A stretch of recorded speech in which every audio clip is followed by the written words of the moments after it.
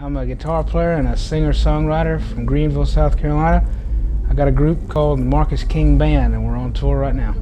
Perfect. Okay, so obviously we're interested in Capricorn Studios. So first, just how does it feel to be here? How does it feel to kind of contribute to this celebration?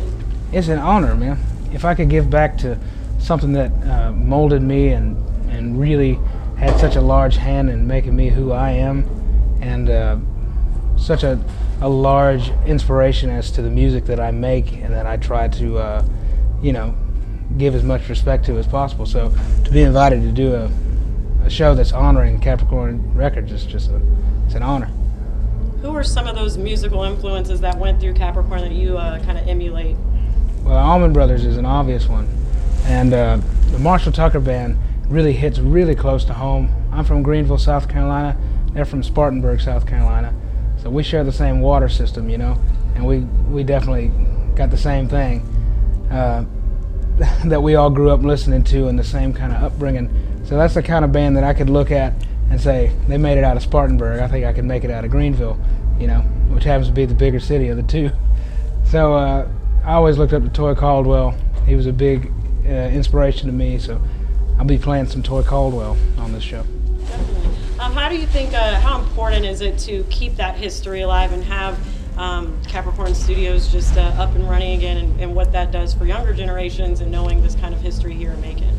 Man, it's so important to know your history and where you come from and learn about the things that happened before you, because they always say that those who don't know about their history are doomed to repeat it.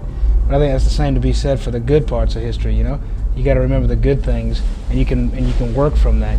It's not necessarily being derivative or anything like that, but paying tribute to the cats that did it before you is very important. Similar question to our first interview. Walking through the doors of Capricorn, do you get a sense of what that building has experienced over the years?